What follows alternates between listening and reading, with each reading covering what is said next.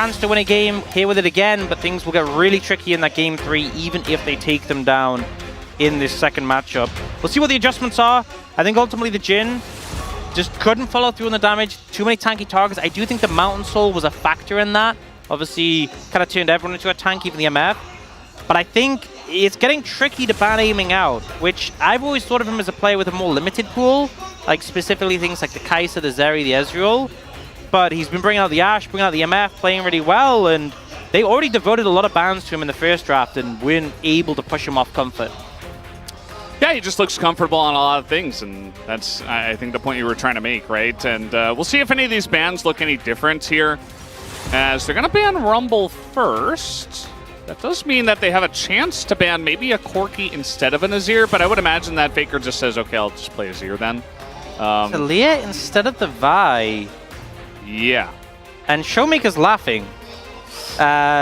Showmaker probably said, you know, if I said of that series, I'm never playing Talia again. After that game, sorry. Didn't have the best game. I mean, KRCast knew. Gave him the POG vote, okay. Well, I definitely don't think Talia was the problem in that game. And giving Lucid Vi might be a major cause for concern. But they're going to ban the Talia, and they're going to pick the Corki. Maybe felt like the Talia was shutting down their ability to close the distance. But I just think D+ are very happy with this situation. We'll see if they opt in the Renekton again. I think even though Renekton struggled to have an impact before, Kingen still had a great lane, so maybe they keep that pick. But they could just go Renek and Vi in this situation is a possibility. They're playing Vi, I think, 100%. The only other question is, what are they going to pick alongside of it? And that is going to be the Renekton. So I would expect, I mean, there is a lot of discussion here on the side of Lucid. So maybe he says, okay, after all those bans that were targeted into the Vi, into me, I'm not going to play it, actually, which would be very interesting. Yeah, maybe scared of the Vi into the Poppy, but I don't think so. I think definitely T1 are going to take the Poppy into this. I think if you're going to leave the Vi open, it's because you're like, we think the Oner can handle it on the Poppy. So I expect that. Do we get the Kennen again from Zeus? I feel like that was the least impactful Kennen game I've ever seen. Kalista? Yes, but instead they're like, no, we want bot lane strength. We don't want to go to the second rotation. We're picking Kalista Renata off the bat. And Renata definitely good into Vi Renekton, but Vi good into that Kalista. And we said we weren't really happy with the mid-jungle duo picks from Lucid and Showmaker last game. Maokai Talia did not inspire joy. But Vi Ahri, something we've seen many times, particularly recently, BNK and FairX being very successful with it. And it looks like that might be the angle. I think Ahri gonna have a bit of a rough time into the Corki. And it looks like they opt against it as a result. The TF gonna come out again. And if I'm playing Kalista and there's a TF and a Vi on the other team, I'm not gonna have a fun time. Yeah, the bailout might get a lot of value. We'll see about how that works in this game. I can't wait to sit in a stun card during bailout. That sounds... feels great. Yeah. Cassante bans here. Now, as you mentioned before, you know, they could have gone for Kennen, but they did not. So this is going to chunk out a little bit of Zeus's main pool. But we know he can play a lot of different things. I'm curious to see what he will play in a Kingen. And I feel like we struggled to see the impact of the Kennen last game into like Talia, into Maokai. But you're against a TF. It's so hard to get flanks against this pick. So easy for him just to collapse on you. So it could be really hard for the Kennen this game as well. Might be a big reason why D+ are banning the Cassante and not maybe as concerned about top lane picks. And they really aren't. They're like, you know what? Pick the Kennen again. Kingen will win lane against you. And in team fights, you won't get the value. I love the Poppy van, actually. That's the pick I'm thinking. If you're letting the Vi open, it's because you're taking Poppy. And they won't get the option now. They ban the MF, but Zeri is open. Kai'Sa is open. You know, you got a Vi already lead the charge. I think aiming is fine in this situation. The one thing I am concerned about, though, is the lane matchup. Getting through lane is going to be the bigger ask. Taking an AD carry that matches his team comp is going to be pretty straightforward. I love how the DK fans are very into... Jinx? Zeri, okay, jeez.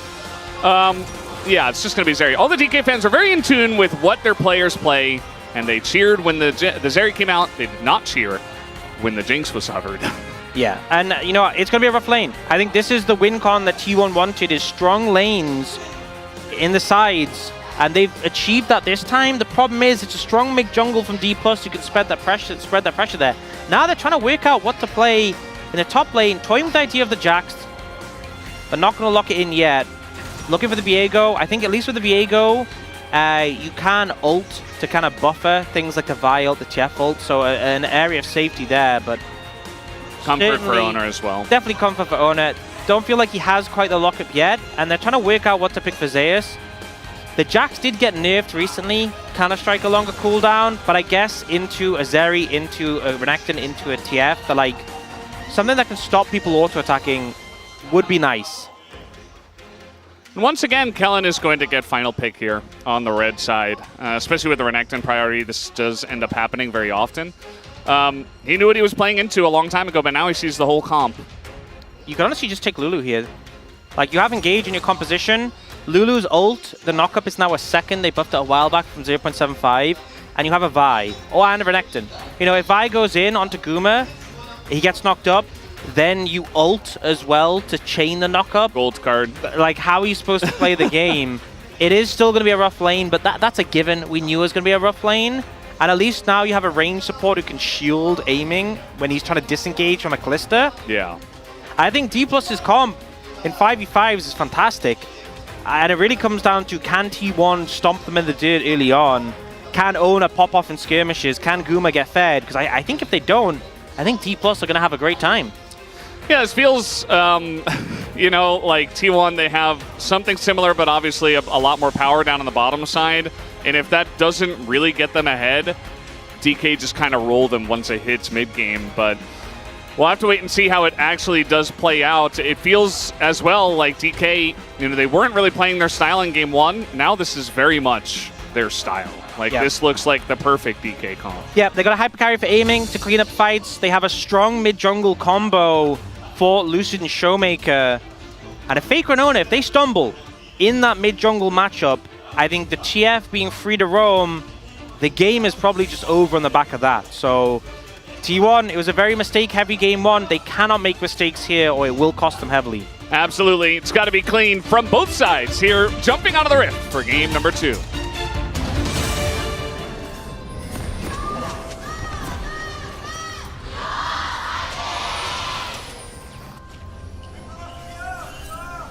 소환사의 협곡에 오신 것을 환영합니다. Keria having a fantastic summer so far. They're 1 win ahead of T1 in series. If they win this, they are then 2 series ahead. And really, I mean, they guarantee playoffs. Maybe not mathematically, but I mean, if you're knocking T1 down a bit, that removes one of your main opponents to potentially move ahead of you. And they've already performed so well. Yep. And now they've got a lead here in this series as well. And third place gives you choice of opponent in the first round of playoffs. And obviously getting top 2 and getting the first round bye is what every team wants. But with that loss to Honor Life Esports, doesn't seem likely for D+ now. But if they get choice of opponent, you know, we've seen a lot of teams struggling in that sort of middle of the table pack. If D+ get to choose their opponent, they probably should be an easy route to the double elimination stage of playoffs, and that gives a lot of security. Yeah. That would be pretty interesting, actually, to see who they do end up choosing. You know, who ends up in 5th and 6th place in the first place, and then... So smart. Yep, take a look at this. Hey, it's a little lane swapperino, as nice little flash with the Counter-Strike, but... That feels horrible, though, for Zeus. You still feel awful. Yep. And now it's that situation where you have to rush into, oh, we have to lane swap now. We don't have a choice. Kingin is just going to be a nuisance here. He's going to try and force a smite or something. Smite's down, but oh yeah, definitely trying to at least chunk them down. I mean, Zeus already chunked a bit, and Oner maybe denied access to his wolves. Meanwhile, I mean, we see Lucid is just kind of getting a free clear at the moment. We do have Keria moving in. Lane swap's super good when you have a lane matchup like this, bot lane, where you know you're in a big disadvantage. But something we saw when the lane swap meta emerged, not even at MSI, but before that, was that lane swaps felt so severe when you weren't ready for them. And the other team had one planned and were going into it. And it was very clear from this T1, weren't ready for a lane swap to happen. Didn't do the homework to check for it. Zeus got baited, and now he's just stuck here getting no value. And yes, T1 are going to get more plates, but they were going to their plan was to hard stomp lane and get plates. Yeah, absolutely. I feel like, though, anytime you're drafting so heavily for bottom lane, you have to have this in the back of your mind, but it seemed like they just really did not expect it at all. And I feel like lane swap's still existing in some form, and them existing at MSI was a massive nerf to how T1 want to play. You know, this is a team who love to have strong side lane matchups and rely on that power, and they can't really do that when lane swaps are a thing. We see it's just going to be that early swap. You don't swap for too long because it's hard to match on plates with the increased defenses on the top lane plates. So, but I think navigating those first couple of levels, because realistically, if T1 have Prio bot, they could just set up an early dive. But now Aiming's struggling to even get to the tower. He needs Lucid and Kellen there to walk him in. And Kellen is level 1, by the way. Yeah. Well, they will be able to be walked in, at least. Lucid just going to punch the air. But Aiming did get chunked out a bit. So, you know, at the end of the day, this lane swap, it does what it was meant to do early on. But now Aiming... he is in a little bit of a rough spot. Kellen, as you mentioned, still level 1. Yeah, it doesn't... You know, the lane swap helps. It doesn't fix it. And also, Keria had Demolish. So he's able to pick up... They're able to get 3 plates. Often those trades, we see like a 2-for-1 trade. Kellen trying to stop the back here. He will be successful, but has to trade flashes and his heal. I think, as weird as it sounds, it's still weird for Kellen. You know, you trade sums, but you stop the recall. If Guma gets to spend, the lane gets a lot worse. But yeah, you know, they didn't get a plate top lane, did DK, and T1 have 3 bots. So this hasn't really gone as well as maybe they'd hoped, or maybe like it looked it would initially when Zeus was caught out. Yeah. He's doing fine so far on the top lane. Him TPing up to catch that big wave of XP definitely helped to mitigate any advantages Kingen had. Yeah, it looked very silly in the moment, but it was absolutely the right play to just teleport half a lane up just to make sure you get the XP in gold. We saw Zeus at MSI die on the tower and then TP straight back to die again just because he was so set on getting the XP. And top laners, you know, I remember Impact saying it around MSI that sometimes you have to die to get the experience. Because if you don't get the experience, things are so much worse for you than just giving away, you know, however much gold and a little bit of XP to the people who kill you. Yeah. I mean, you die, you lose some, but it's better than losing everything, I suppose. Yeah, and it's just how broken early levels are. You know, Zeus equal level with Kingen means he can kind of handle the matchup pretty okay. But Lucid is threatening. It's just taking the Grump away here. I'm not sure they'll go for a dive with him so healthy and Zeus getting his flashback. Very hard to do with a Renekton into a Jax just because of the counter-strike. But Zeus is conscious of it and he's holding the wave as best he can. Yeah. Also got Oner pathing up top, and they are going to find Lucid here. Might be forced to flash, but no, he gets his Q back. Oh, you can see Oner was trying to threaten like a stun flash there, trying to force Lucid to flash, but Lucid just to disengage with the Q. But Grubs will be started, and bot lane still going badly. Yeah, well, we do have TF in this game, as now the handshake is pretty good, but Keria in a lot of trouble here as they're trying to trade it back is Guma, but his first blood going over to Zeri here, Aiming will pick up a big chunk of gold. That's a gold king for you. The summoner trade from earlier ends up punishing Keria, and the timing perfect because Showmaker just hit 6. You could see that T1 didn't expect it, but also Guma didn't have his 6 yet.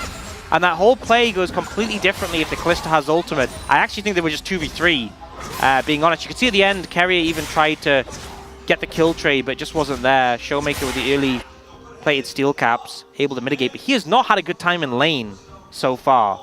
Down 20 CS plus already? Yeah, that's it's not going to feel good. I mean, at least it is TF. You can get gold in other ways, but we are taking a look here at the play once again, just very pushed up. TF presses R. Greeted for Demolish, and you can see Keria's like, I'm dead anyway. I'm just going to try an auto for the passive so the Guma can kill. But didn't have the bailout there, maybe on cooldown? This is TF. Yep, he's right. He is playing TF. Correct champion call out from Showmaker. I mean, obviously, you don't get to play against a lot of mid-TF unless you're playing into Showmaker pretty much in pro. Yeah. So I would assume that maybe they just kind of slipped their minds. Yeah, just a spur of the moment thing. But ultimately now the ult is there for Guma. And this tower is so low. So the lane swap, I don't think has worked. The gank mitigates, but doesn't keep them safe. Kellen doesn't have flash, is about to get heal back. And, well, the handshake comes in. He takes a little bit of a chunk, but that's about it. Yeah, Showmaker's pretty good at this champ. This is a Showmaker champ. Confirmed. As in goes Kellen. There's the Dominus. No Counter-Strike right now for Zeus. Has his ult up, but trying to force the flash here is Kingin, and he's not going to be able to. Zeus just walks it off. But honestly, still advantage to the Croc. I remember in spring when Zeus was playing Aatrox all the time, and so was Kingin, and Zeus just looked so much better. And it felt rough that Kingin, he really felt underwhelming then. He's playing one of his signature champs, he's got a skin on, but Zeus is doing better. But recently, in this series, he has looked in a complete other form. And both games now having, and I mean, I know it's on Renekton, which is a strong pick at the moment, but he's just been lane gapping Zeus. The one shining light in this game so far, because everywhere else is having a rough time. D+ have just committed the swap. They're like, look, we are losing that tower anyway. Let's try to get some plates on the top side. But you can see on the map, Keria and Oner moving up to defend. Maybe you get a plate tops for D+, but after that, you need to get out of dodge. Yeah, we'll get the one. Zeus actually going to hop in, but he's not denying anything. Also, Aiming gets the solo plate gold, which is very nice. And we had a little bit of a view of what must have been happening mid lane. Showmaker not having fun in this matchup. Corki notoriously strong in lane. And you can see why. And T1, you know, they had a good lane, Faker into the Talia, but appearing to have an easier time Faker in this matchup and kind of just crushing it, even without a gank. You know, we saw game one, it was a gank from Oner that helped out Faker. This time didn't even come in. Showmaker threw down the Ignite and still lost the trade. Yeah, he's got Unsealed Spellbook at least, so he'll be working towards that TP here pretty quickly. But yeah, it doesn't make this lane any better. At least the TF can sometimes just be serviceable with an RFC and some movement speed. Yeah. And he is going for what looks to be the Rod of Ages, but we'll see when he does pick up that item. Sometimes you just go for the gold card. As here, going for the full commit. Full committal from the side of DK, and everybody on the side of T1 very out of position here. They're trying to just focus down Guma. They're not quite able to. The bailout comes in. He is going to be res, but down he goes. The trade is good for DK. And now Oner, oh, the flash not going to be good, but he is able to get in range of actually ulting over the wall. Meanwhile, Aiming trying to punish Keria. That's not going to happen, and in fact, Oner does get away. So my bad on that one, but only the one kill go in the way of DK. But DK now strong enough that they can get control off the Herald. Faker did not come to the play, didn't have TP up yet. And we'll see Zeus TP in just to cover this top tower. But I'd say a successful play for D+, especially as Aiming was the one who got the kill. But Faker getting very fed on this Corki once again. And Kingin making the mistake of trying to exist. He's like, dude, it's fine, I can take him. And Showmaker's like, I don't think you can. Kingin's like, I got this. He doesn't have this. Plated steel caps is all you need, right? Yeah. That true damage coming in clutch from Faker. Showmaker's like, I have that item. Didn't help me. But Kingin just able to see us on our turret. But meanwhile, T1, I mean, they get the Infernal Drake. It is a Ocean Soul that we do have coming in here. As we'll take another look here at the committal on top side. This is just such a beautiful setup from the side of D+. They were super overextended for this. Kingin with a flank, the ultimate comes in. And Guma does get the reset on a Showmaker, but it's not enough really to follow through in the fight. And then it's just escape mode. Zeus makes a great call to leave early. And Oner with the reset gets out. Basically just used Showmaker's soul for an escape there. Definitely didn't want to be the TF in that situation, because kind of weak. But yeah, and a nice getaway, I'll say, for T1, considering how well set up that was for D+. I could see that being a lot worse if they didn't make the call to immediately dip from that situation. But it still felt like an advantage in terms of what was taken for D+ there. And Faker, with a CS bounty right now, getting pretty fed on this Corki.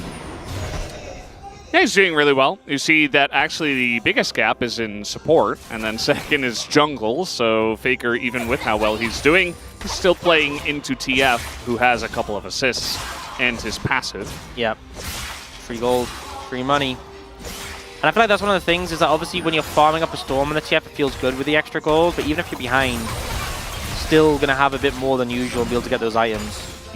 And as you said, the items aren't that expensive. Oh, aiming. Uh-oh. Well, he is Zeri, so he's going to get out of there, but decent chunk done by Faker, who also has red buff. But he just got honeyfooded.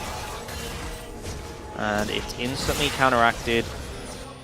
Aiming able to heal up there. And we see Keria playing pretty aggressive, trying to contest his control ward, but won't be able to find it. Showmaker pushing in, potentially setting up for a move if needed. Yeah, ulted just to get vision, and he'll just dip from that. So something burn from the side of T1, but not really too much of concern. But now with that down, TB's not available.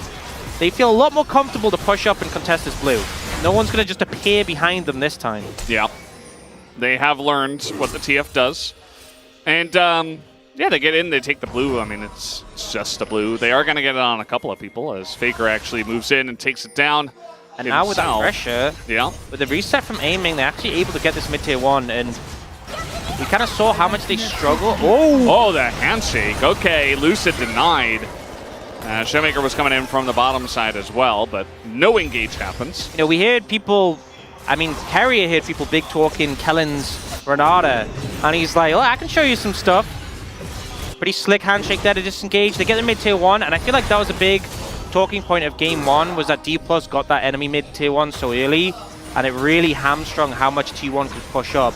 Now they're the ones who control this game as they need to be, you feel, and aiming will hit nothing. But a decent attempt. About 2,000 gold lead, Dragon up at about a minute 50, and I think this is kind of the game, pace of the game you do want to be setting with T1's composition, but still, we said mistakes will be super costly if T1 end up making any.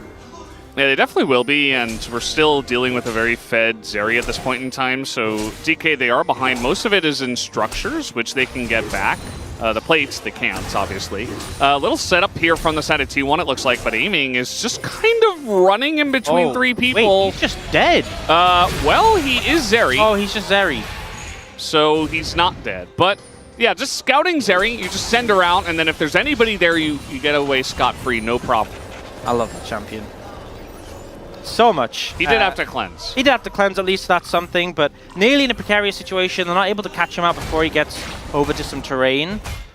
And now it's a resource burn from D+. You could see they were posturing setup to try and make a play on Faker, but didn't pay off. But all in all, not a huge takeaway. That cleanse won't be up and available for the fight around Dragon. But I honestly think the cleanse value is significantly lower for aiming this game than the last one. A lot less things you have to cleanse. I guess the Renata ult is probably the big one, where it's kind of hard to avoid, and not being able to cleanse it is very punishing. But things like the handshake, the stun from Zeus, the stun from Oner, you know, realistically you have a lot of ways to outplay those. Yeah. TK trying to set up here around this Dragon, 15 seconds on it. And they do have vision cryo at this moment in time. There's that one ward right there by aiming. The thing is, Lucid hasn't fully upgraded his item, but Oner has. Ellen is okay. It's okay. Destiny Gate comes out and is going to push them back.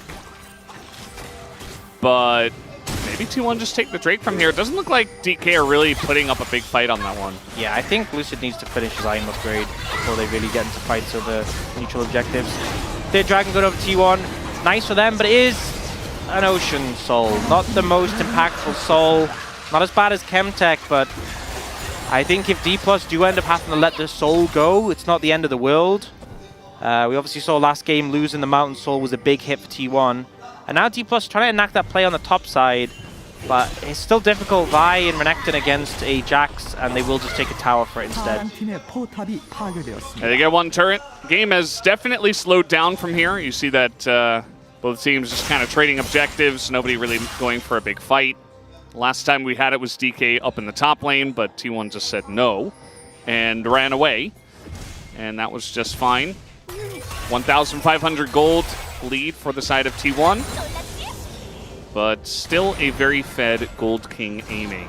Yeah, he just has a way, you know, he's so good at finishing off kills. I feel like there's so many skirmishes, and the thing is, like, obviously sometimes D+ leave it for him, but he just has that execution mindset. Like, oh, wait half a second, there's the kill. I could not imagine aiming playing any other role.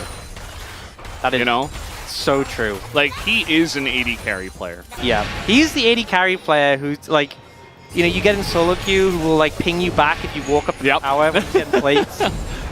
In a nutshell. You start moving towards his wave, he starts pinging you back. It's like, no, no, no, no. That's my wave. He demands third blue. Like, mid lane is like, no, I need it. He's like, no, no, no. It's mine. T1 are getting a nice little push here. They did get the Rift Herald from earlier. They're going to take the top tier 1, and that's it. Yeah, not much value from the Rift Herald in the end. We've often seen that. I feel his teams commit pretty heavily getting the Herald and aren't able to get much from it. But I feel like with mid tier 1 already down, it's not a major issue. But just D+ doing a good job of moving members there to defend. Now T1 threatening with this push up here, and they've kind of routed D+ here. Can get some damage on the tower, but don't think they'll be able to take it right now. And it looks like they won't even go for that. D+ able to move over in time. Yeah. Well, they got another blue. That's Aiming's blue buff. That's exciting. And in fact, they got 2 blues. One for Oner, one for Zeus. There's the payoff. And now we've got Aiming going up against Faker in mid. I was wondering about the side lane kind of setups from both teams, because I feel like you really don't want TF into Jax at any time, especially in Showmaker's position. I think in fairness, Zeus is pretty far behind as well. Yeah. Major concern. I will say one thing, they really need Faker to get to his Manamune and get a stack before this dragon. They've got about 2 minutes. Oh. The flank engage. Yeah, they're just sending it. The Viol's right here on Aguma, who's in a lot of trouble, and Lucian is full health. He's able to get away. No, he goes down, actually. And now Guma super low, but it's actually Aiming who gets taken out. The flank comes in from the side of DK, and it's going to backfire immediately. King of the, though, gonna pull the trigger, takes out the Viego. And now this Krog is pretty huge, but is it going to matter? Doesn't look like it. Showmaker not able to do much. It's a big fight win for the side of T1, as it's only Kellen left, and eventually he will not be left. He's got Flash, but I don't think that's going to help. Not if you're going that way. I think his goal is just, you should just die. The turrets. Oh, wait, he can go through those turrets. Yeah. Buying a lot of time. You can eat the turret shots. You can shoot. I think, honestly, the play might just be to give the kill over to... No, this is not a play. They know he's there. I mean, give the kill to Keria. You could have just run under the tower and died, and Keria would have been the only one with credit. But either way, tries to get away, doesn't make it. And this looks, in theory, like a good engage.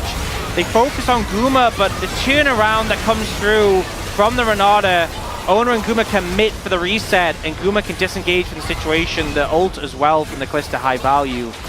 And Kingen makes a great play here onto Oner. You know, he's trapped as a Zeri until he ults and gets the CC laid onto him.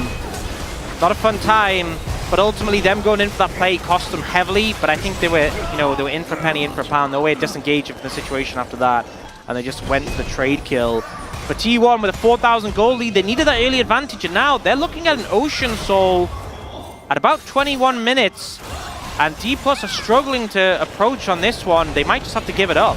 Yeah, Ocean Soul still gonna make you feel something. It's not the biggest deal, but I mean, you get it this early on, you're already ahead. It's just gonna help snowball the game. Get your Jax in a good spot. I mean, Zeus picked up a double kill, so he was behind, but I think eventually this Jax is going to be a big problem in the side lane for D+ Kia. Showmaker does have rapid fire though, and no cleanse on Guma. Maybe they can find an angle for this. Aiming still has his cleanse, and Showmaker's got Ghost with the Spellbook. Look at the hostile takeover CD as well. You see Keria desperate to get that one up. It was so valuable in that last fight. And might just end up being a flip here. The Destiny comes in. And yeah, here comes Lucid, but it goes to Renekton. Kingen gonna pick that one up.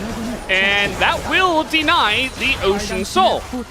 Just absurd that in a situation with a Kalista and 2 junglers, the Renekton manages to take the dragon. Some calculations a little bit off, you know, maybe by single digits there. But in the end, D+ deny the soul. They're going to head over to Baron and start it up. T1 know they have to set a pace in this game. Yeah. And D+ kind of caught off guard on this, but we'll see if Lucy can pull magic again. No flash available for him. Yeah, just got to go in with the Q. They don't have much vision. Oh, the hostile takeover catches him. He's too late, and the pull comes back. T1, though, will pick up the Baron. They don't get their soul they wanted, but they'll get the Baron for Kellen. Just going to Valkyrie over the wall. He's fast enough to get away. And I think T1 wanted to spend a bit of that gold. Hit some big spikes here. But will look to get as much value as possible out of this Baron push. 5,000 gold ahead. And what health did it go to? And how did Kingen get it? Nobody knows. It just didn't even. It just went from 2,084 to 0. Just disappeared. It looked like he altered it at the same time. It's probably like double smite and rend and, you know, an auto from Renekton. And that's what ended up getting it. You know, I feel like it's one of those things. You just gotta have faith. Kingen just had faith. He was like, I'm just gonna auto the dragon. Probably was just doing it for the Fury. No, he knew. He knew. 100%. He's like, why not? You know, calculated. Yeah. It's like when there's like a raffle going and there's people who buy like hundreds of tickets and you're like, I'll buy one. You know, I'll give it a go. Oh, this'll work. Yeah. You know, it's that easy. Yeah. Just have a winner's mindset. So we've seen a lot of teams get caught in this part of the jungle, but Keria will be smart about it. Aiming did kind of give away the position, but that's fine. Doesn't look like DK necessarily want to fight unless it's really on their terms here. Up against the Baron, as T1 are trying to push the top lane now. Oner a little bit behind the play, but now Kingen is going to be spotted by Oner, and Kingen is forced into the fight. TP coming in from Faker, but Oner is all alone. The Wild comes in with the flash, and Oner's just dead. Meanwhile now, the Lulu ultimate comes in, saves Showmaker, as we're getting pretty down and dirty with this one, I think, as now 5v4 here for the side of DK. As the gold card will come in on a Faker, bit of damage into Lucid. He's chunked out in an insane way. And now Showmaker just gonna ult away. Rest of the team trying to fight here. Amy just gonna get dunked on by the Jax. And not even Redemption will help him. Looks like Kellen, similar spot. Should be going down here eventually, you would imagine. Oh, the TP is going to deny it. And C1, wonky fight, but they will win it. But like, Zeus is hunting still. Can he find him? Yes. Yes. The answer is yes. Not sure you have an answer to this one, Kellen. He's accepting his fate. But Zeus is stalling out the respawn for a little bit longer. Keria kind of alone, but he does have his team coming on in with the TP. Lucid now is kind of alone, and he's now very alone in the Death Chamber. Actually, he's there with his buddies Renekton and Lulu. The C1 have really ripped this game open. Yeah, just on the back of a few pretty fantastic plays, we've seen T1 really take control of this. There is Showmaker looking for an angle onto Faker. Faker is on vision, but he will scry up. He will see Showmaker coming. And in the meantime, T1 are making some headway bot lane. So maybe D+ probably want to defend this. You know, I think that would probably be a good idea. T1 doesn't seem to care about the Renekton, who is alone, and do a ton of damage to him. But now TP is coming in, aiming, trying to have a little Zeri moment here at the end of this one, as Guma is going to get knocked up. But there's the bailout. The Rend gets the kill, but down will go the Kalista anyway, as they're still pushing forward. It's an extra kill onto Kellen, and they're looking for a bit more. This Jax is huge, and so is the Viego. 5-0-4 right now for Zeus, and the game might just be over. Yeah, it looks like the Jax nerfs didn't do anything to him. He has just been popping off after the laning phase in this one.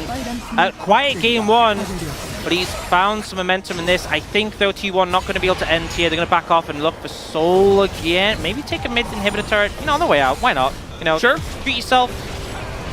But we'll exit now and look towards that Ocean Soul. And just T1, you know, they had a lead. D+ trying to fight back, and it just felt like play after play after play. T1 finding favor. See this replay. So Oner ends up getting into the scrap with Kingen, which is a little bit risky, but he's playing Viego. He's like, I'm safe, you know, I have ult, I have flash. But Lucid actually ults and then flashes to close the distance, so he can't ult in time. Catches him off guard with that, so he doesn't have time to ult out. Really nice play from Lucid, and it gives them a lot of confidence to start things off, but Zeus just has a killer instinct for aiming in particular. 왼쪽 볼게. 살짝 봐줘. He's like, let's 얘 잡았어. go left, go for this. 야, 끌었다. 와. Oh man, 열심히 찾아. Kellen did Kingen dirty there, I think is all you can say. The unintentional play of the game from Zeus. And then we had this fight And Guma, you know, he goes in, he gets the kill, and yes, he dies, but then Zeus is just in perfect position. Yeah, we're so close to the bailout though there from Guma. It just kind of shows why this Cluster Renata has been so threatening, but D+ just not able to do enough. 10,000 gold down, Ocean Soul secured for T1, and they are pushing. King just not here as well, and the damage from Faker is huge. Redemption utilized, but you've lost all 3 inhibitors, and it's going to be a very long while before they get those back as well. So just now sieging up in the base. They don't even need the Baron. Here comes a massive knockup, though, as DK trying to fight back. The Cleanse comes in for aiming as he tries to carry this fight, but man, they're just so far ahead. The wallets are so heavy for the side of T1 that it doesn't seem to matter. The Ocean Soul going to heal them up as well. If it wasn't a 10k gold lead, that would have been a sick play, but I don't think it's enough right now. A T1 just looking to end. Doesn't look very likely. Aiming's kind of got to do it all by himself here, but the damage is being layered in. As a nice polymorph from Kellen, but that's just about it. As now Guma flashing forward. They will play with their food, they say, and they will take in number 2 and tie things up against T+.